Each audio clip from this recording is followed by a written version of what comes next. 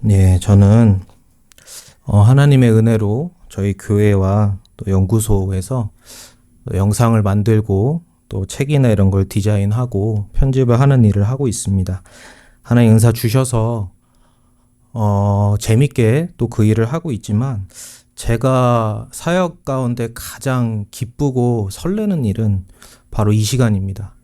제가 하나님의 말씀을 준비하고 하나님의 말씀을 선포할 때 가장 큰 기쁨이 있습니다. 특히 하나님의 말씀을 준비할 때 하나님께서 저에게 이렇게까지 말씀을 부어주시는가라는 생각이 들 때 참 기쁘고 그것을 전할 때 설렘이 있습니다. 그런데 그것은 또 주의 종의 기쁨이기도 하지만 하나님의 기쁨이기도 합니다. 하나님께서 하나님의 말씀을 주의 종의 입술을 통해 선포하실 때 하나님도 기뻐하십니다. 그렇다면 하나님께서 그것을 왜 기뻐하시는지 그것을 오늘 말씀을 통해서 함께 살펴보고자 합니다. 오늘 읽은 말씀은 9절하고 10절인데요. 9절 요나서 3장 9절은 니느웨 왕, 회개 가운데 있었던 니느웨 왕의 소망함입니다. 우리가 이렇게 회개할 때 하나님께서 뜻을 돌이키시고 그 진노를 그치셔서 우리들이 멸망하지 않을 줄 누가 알겠느냐라는 소망에 말을 했고 10절에서는 마치 하나님께서 그 말에 응답을 하시듯이 하나님이 그들의 행한 것을 보시고 그 악한 길에서 돌이킨 것을 보시고 하나님이 뜻을 돌이키셨다라는 말씀입니다. 여기서 우리가 좀 5가지 표현이 좀 유사한 그 의미를 가진 5가지 표현이 있습니다. 9절에 보시면 하나님이 뜻을 돌이키셨다라가 하나가 있고요. 그 다음에 그 바로 이어서 그 진노를 그치셨다라가 있고 그 다음에 그렇게 하지 않으실 줄을 원래 그렇게 하려고 했다가 안 하실 줄을 누가 알겠느냐 할 때 이 표현이 있고요. 10절을 보시면 그 악한 길에서 돌이켰다라는 이 표현과 그 다음에 마지막으로 10절에 하나님의 뜻을 돌이키사라는 이 5가지가 있는데요. 여기서 우리 한글로 봤을 때는 이제 의미가 거의 다 같은 의미다, 같은 이제 유사한 의미다라고 생각을 할 수 있는데 원어로는 이 단어들이 크게 2가지로 나눠서 쓰입니다. 3절 9절에 그 진노를 그치셨다, 또 그렇게 하지 않으신다. 10절에 그들이 그 악한 길에서 돌이켰다 할 때 요 돌아오다, 돌아가다라는 것은 히브리어를 슈브라는 단어입니다. 그리고 9절과 10절에 동일하게 나와 있는 하나님이 뜻을 돌이키셨다. 이것은 나함이라는 의미입니다. 근데 이 나함이라는 단어의 원래 의미는 슬퍼하다, 애도하다, 그 다음에 위로를 받다라는 의미입니다. 그러니까 이 수동의 지금 단어인데 하나님께서 위로를 받으셨다 이러한 의미가 있다는 것입니다. 그래서 이 동일한 단어가 이사야 40장 1절에서 쓰이는데요. 여기서는 너희의 하나님이 이르시되 너희는 위로하라, 내 백성을 위로하라 라고 했을 때 이 동일한 단어가 지금 쓰이고 있습니다. 그렇다면 이 단어를 우리가 좀 더 살펴본다면 그러니까 하나님께서 어떤 위로를 받으셔서 그 재앙을 내려 멸망시키려는 뜻을 자신의 뜻을 돌이키셨다라고 우리가 이해를 해볼 수 있습니다. 그런데 이 위로를 하나님이 받으셨다라는 이것이 사실 요나서 전체 문맥과 그 다음에 성경 전체의 문맥에서도 아주 잘 맞고 있습니다. 그렇다면 우리가 생각해 볼 것은 그럼 하나님이 무엇 때문에 위로를 받으셨다는 것인가 라는 것입니다.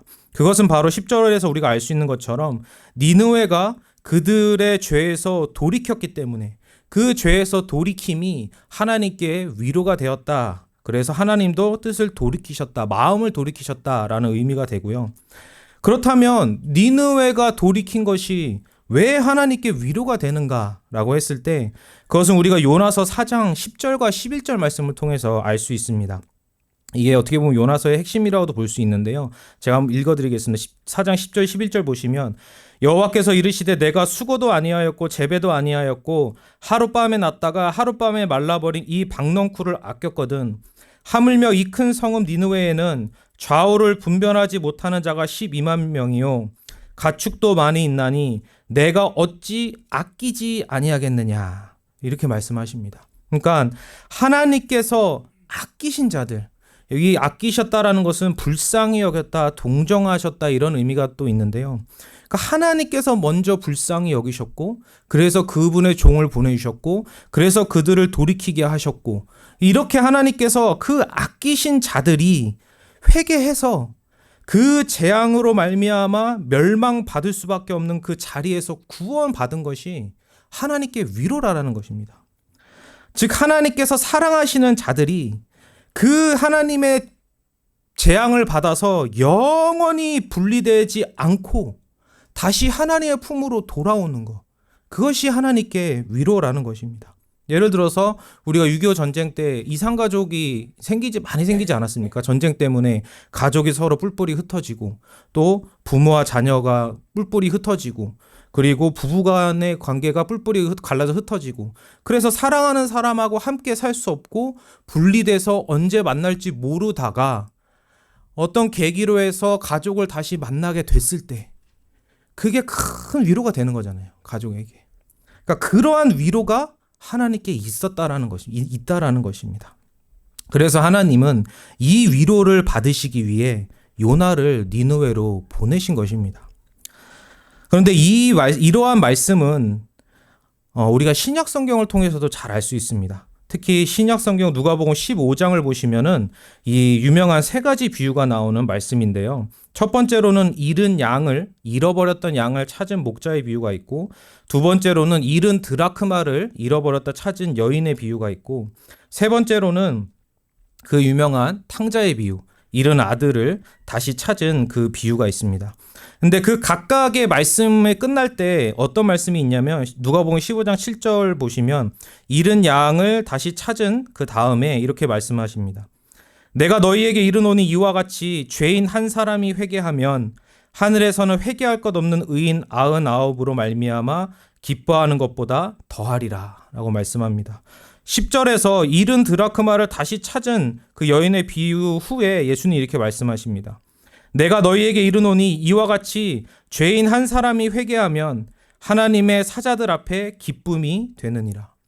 그러니까 죄인이 한 사람 회개해서 하나님께 다시 돌아오는 것이 천국에서 엄청난 기쁨이고 천국의 그 보좌의 가운데 계신 성부 하나님과 그 보좌 우편에 계신 성자 하나님과 그분들을 두르고 있는 천군 천사들에게 큰 기쁨이고 아버지께 큰 위로가 되고 아버지께 큰 위로가 되기 때문에 천군 천사들도 함께 기뻐하는 그러한 은혜가 그렇게 하나님께서 위로를 받으시고 기뻐하신다라는 것입니다. 특별히 탕자의 비유에서 아들이 아버지를 도망가서 아들을 잃어버린 것 같았을 때 아버지가 매일 밖에 나가서 그 아들이 돌아오기를 기다리다가 아들이 회개해서 돌아왔을 때 아들을 봤을 때 아들이 먼저 얘기를 꺼내기도 전에 아버지가 달려가서 영접을 하잖아요. 그러니까 그렇게 잃어버린 자를 다시 찾는 그 기쁨이 이 누가복음 15장에 나타나는 것이죠. 그래서 그 아버지가 누가복음 15장 32절을 보면 이내 동생은 죽었다가 살아났으며 내가 잃었다가 얻었기로 우리가 즐거워하고 기뻐하는 것이 마땅하다 하니. 그러니까 하나님께서는 죄인이 돌이키시는 것을 너무나 기뻐하시고 그것이 하나님께 큰 위로가 된다는 것입니다. 그러니까 한 사람의 죄인이 회개하는 것이 이처럼 기쁜 일인데 하나님께 좌우를 분별하지 못하는 12만 명에서 많게는 60만 명의 사람들이 회개를 했다면 그것이 하나님께 얼마나 큰 기쁨이었겠습니까? 하나님께 너무나 큰 위로였고 하나님께 큰 기쁨이었다는 것이죠. 그걸 누리시기 위해서 요나를 보낸 거죠. 근데 요나가 그거를 처음에는 막았던 거죠. 그래서 에스겔서 18장 23절과 32절을 보시면 주 여호와의 말씀이니라 내가 어찌 악인이 죽는 것을 조금인들 기뻐하랴 그가 돌이켜 그 길에서 떠나 사는 것을 어찌 기뻐하지 아니하겠느냐. 32절 보시면 주 여호와의 말씀이니라 죽을 자가 죽는 것도 내가 기뻐하지 아니하노니 너희는 스스로 돌이키고 살지니라 라고 말씀하십니다. 베드로서 3장 9절을 보시면 주의 약속은 어떤 이들이 더디다고 생각한 것 같이 더딘 것이 아니라 오직 주께서는 너희를 대하여 오래 참으사 아무도 멸망하지 아니하고 다 회개하기에 이르기를 원하시느니라. 누가복음 15장과 어떻게 보면 동일한 맥락 가운데 있다고 볼 수 있는 마태복음 18장 14절에서는 이렇게 말씀하십니다. 이와 같이 이 작은 자 중에 하나라도 잃는 것은 하늘에 계신 너희 아버지의 뜻이 아니니라. 그래서 죄인의 회개가 하나님께 큰 위로다. 하나님이 아끼는 자들의 회개가 하나님께 큰 위로다라는 것입니다. 그렇다면 하나님께서 이 위로를 받으시기 위해서, 그래서 그들을 회개시키기 위해서 무엇을 행하셨습니까? 요나서 2장을 보시면 이 일을 위해 요나가 죽은 자같이 되었다가 살아났습니다. 하나님이 아끼시는 니느웨를 돌이키시기 위해 자신의 종이 죽었다가 살아난 자같이 되게 하신 것이죠. 자신의 종을 죽였다가 살리는 일이 있어도 그 생명의 말씀의 선포를 통해 하나님이 아끼시는 그 영혼들을 살리고자 하시는 것이 하나님께서 기뻐하시는 뜻이라는 것입니다. 왜? 그것을 통해서 하나님께서 큰 위로를 받으시기 때문입니다. 이처럼 하나님이 아끼시는 우리를 돌이키시기 위해, 그리고 우리를 통해 위로를 받으시기 위해 하나님의 아들께서 죽었다가 살아나셨습니다. 하나님이 아끼시는 우리를 돌이키시기 위해 자신의 아들 예수 그리스도를 죽었다가 살아나게 하신 것입니다. 그래서 하나님의 아들께서 십자가에 달려 죽으신 것은 아버지의 슬픔이 아니라 아버지의 기쁨이었습니다. 또한 그것은 아들의 기쁨이기도 하였습니다. 왜냐하면 그 일로 하나님의 자녀가, 하나님의 택하신 우리가 탕자와 같이 회개하고 돌이켜 아버지께로 돌아올 수 있게 되었기 때문입니다. 이 위로 때문에 그리스도의 십자가 사건이 아버지와 아들에게 기쁨이었다라는 것은 우리가 이사야 53장 10절과 11절, 그리고 마태복음 3장에 예수님께서 세례를 받으실 때 그 말씀을 통해 알 수 있습니다.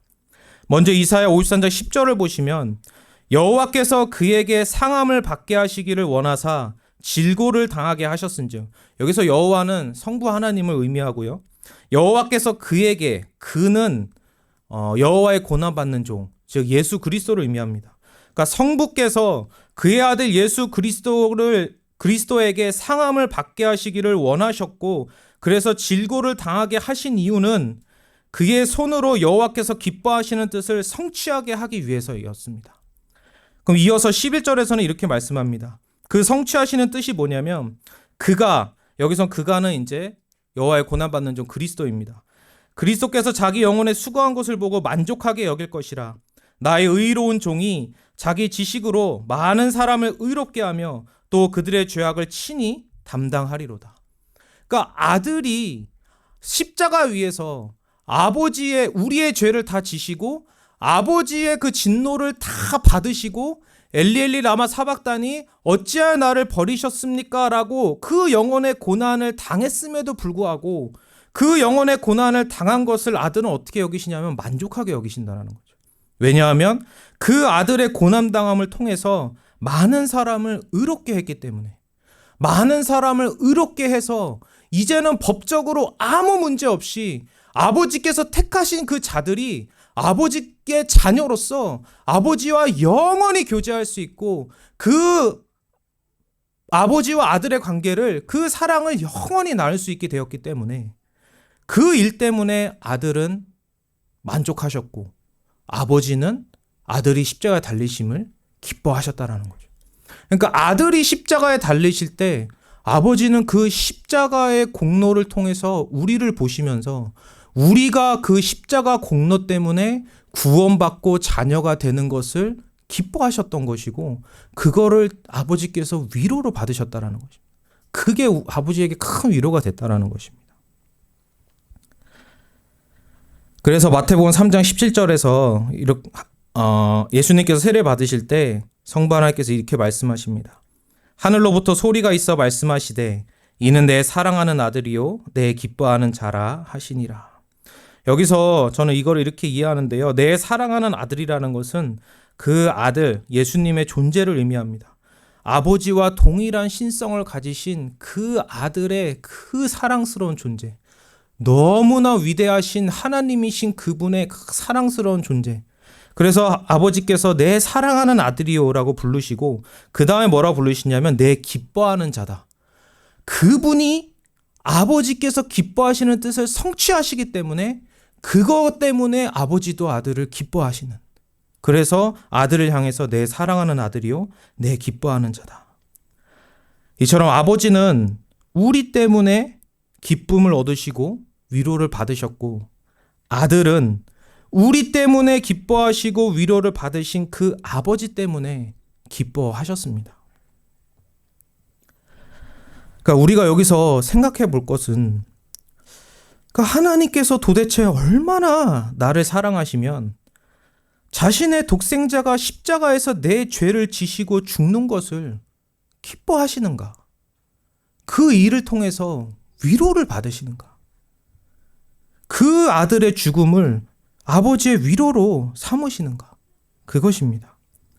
그 흑암 가운데 자신의 아들에게 우리의 죄에 대한 진노를 쏟으실 때 그 아버지는 슬퍼하고 아파하신 것이 아니라 우리를 보시며 기뻐하셨던 것입니다. 그렇기 때문에 예수님이 죽으시자마자 그 성소와 지성소를 가리고 있는 휘장을 아버지께서 찢으신 것입니다. 찢으시면서 이렇게 말씀하시는 것이죠.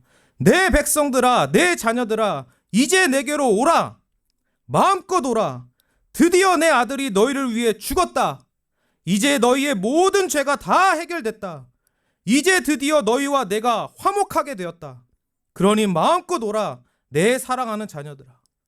그러니까 아버지께서 아들의 그 죽으시자마자 그 공로를 받으시고 우리를 위해서 받으시고 그 휘장을 찢으시고 이제는 그 그리스도의 피로 우리가 아버지께 담대히 갈 수 있게 아버지께서 받아주시는 거죠. 우리를 품으시는 거죠. 그 아버지가 사랑하는 그 우리가 아버지께 다시 돌아온 게 아버지한테 너무 큰 위로라는 겁니다. 너무 큰 기쁨이라는 거죠. 하나님께서 그토록 사랑하시는 자녀를 이제 법적인 아무 제한 없이 마음껏 사랑하실 수 있고, 또한 그러한 우리를 통해서 사랑의 순종과 믿음을 받을 수 있기 때문에 아버지께서 위로를 받으신다라는 것입니다. 여기에 진정한 우리의 믿음의 내용이 있습니다. 예수님의 십자가 앞에서 예수님이 얼마나 아프셨을까를 생각하며 흘리는 눈물은 어떻게 보면 진정한 믿음의 눈물은 아니라고 말할 수 있습니다. 왜냐하면 예수님께서 자신의 비참한 모습을 보고 눈물을 흘리던 여인들에게 너희를 위하여 올라라고 말씀하셨습니다. 우리가 정말 예수님의 십자가를 보면서 우리가 정말 믿음의 눈물을 흘릴 수 있는 것은 어떻게 아들의 죽으심을 자신의 위로로 삼으시는가? 도대체 나를 얼마나 사랑하시기에 아들의 죽으심으로 인해 우리가 사망에서 생명으로 돌이키고 사형수에서 자녀로 돌이키고 믿음의 없음에서 믿음으로 돌이키는 이 우리의 회개를 그렇게 기뻐하시고 그것을 위로로 삼으시는가? 그러니까 그 하나님의 사랑, 그 가운데서 우리가 진정한 믿음의 눈물을 흘릴 수 있는 것입니다. 그래서 사도 바울은 로마서 5장 8절에 이렇게 고백합니다. 우리가 아직 죄인 되었을 때 그리스도께서 우리를 위하여 죽으심으로 하나님께서 우리에 대한 자기의 사랑을 확증하셨느니라. 그러니까 우리가 십자가를 바라볼 때 우리는 세 가지를 생각할 수 있습니다. 첫 번째는 죄가 얼마나 악한가. 도대체 죄가 얼마나 악하기에 무한히 선하시고 무한히 거룩하시고 무한히 의로우신 하나님의 아들을 죽이고자 저렇게 달려드는가. 그리고 그 아들이 죽어야서 값을 지불해야만 죄에서 구원을 받을 수 있는가. 첫 번째로 십자가를 통해서 우리는 그걸 볼 수 있습니다. 두 번째로 우린 십자가를 통해서 하나님의 의의 성취를 볼 수 있습니다. 하나님께서 죄를 벌하시는 것, 그래서 의를 성취하시는 것 뿐만 아니라 아들께서 우리를 대신해 벌을 받으셨고 아들께서 우리를 대신해 율법에 완전히 순종하셔서 의를 다 이루신 것, 그리고 그 의를 아버지께서 기쁘게 받으신 것, 그러한 의의 성취를 우리가 볼 수 있습니다. 그리고 세 번째로는 바로 오늘 우리가 나눈 우리를 향한 하나님 아버지의 그 사랑의 확증을 볼 수 있는 것입니다. 그래서 사도 바울은 로마서 8장 38절과 39절에서 이렇게 고백합니다. 내가 확신하노니 사망이나 생명이나 천사들이나 권세자들이나 현재일이나 장래일이나 능력이나 높음이나 깊음이나 다른 어떤 피조물이라도 우리를 우리 주 그리스도 예수 안에 있는 하나님의 사랑에서 끊을 수 없으리라. 이제 말씀을 마치겠습니다. 우리는 하나님 아버지의 위로입니다. 예수님을 믿어 회개한 우리는 하나님 아버지의 위로입니다. 자신의 아들의 의로 우리를 구원하셔서 법적인 아무 문제와 제한 없이 우리를 자녀로서 우리와 영원히 함께 하시고 영원히 사랑할 수 있게 된 것이 아버지께 큰 위로입니다. 그러므로 이것 또한 우리의 위로이기도 합니다. 나를 이토록 사랑하시는 아버지가 계신 것이 나에게 가장 큰 위로입니다. 나를 대신해 죽으셔서 아버지의 기뻐하시는 뜻을 성취하셔서 그 공로로 우리를 아들이 되게 하신 예수님이 또한 우리의 큰 위로입니다. 내 안에 임하셔서 우리에게 믿음을 주시고 그래서 그 믿음으로 예수님의 의를 받게 하시고 그리고 그 믿음을 지켜주시고 우리를 더 거룩하게 빚으시는 아버지의 영, 아들의 영, 성령이 또한 우리의 큰 위로입니다. 아들의 의로 모든 법적인 문제에서 자유하게 되어 아버지의 사랑을 무한하게 받아 누리는 것이 우리의 진정한 위로입니다. 그러므로 이 위로의 원천에서, 이 위로의 샘에서 영원한 위로를 받아 누리시는 저와 여러분이 되기를 간절히 소원합니다. 기도하시겠습니다. 거룩하고 자비로우신 하나님 아버지, 감사합니다. 무한한 사랑으로 우리를 사랑하시고 그리하여 아들의 죽음을 우리의 구원을 위한 기쁨이요 위로로 삼아주시고 그리하여 우리를 자녀 삼으사 이 땅에서부터 또 저 천국에서 영원토록 우리를 마음껏 사랑하시는 것을 큰 기쁨과 위로로 삼으시는 그 하나님 아버지의 사랑에 감사드립니다. 이 사랑이 또한 우리의 위로의 원천인 줄 믿사오니 우리도 이곳에서 큰 위로를 받아 이 위로로 평생을 살다가 저 천국에서 이 무한한 위로를 영원히 누리며 우리도 우리를 그토록 사랑하시는 삼위일체 하나님을 영원히 사랑하는 그러한 충만한 은혜 가운데 항상 거하게 하여 주시옵소서. 감사드리며 거룩하신 주 예수 그리스도의 이름으로 기도드립니다. 아멘.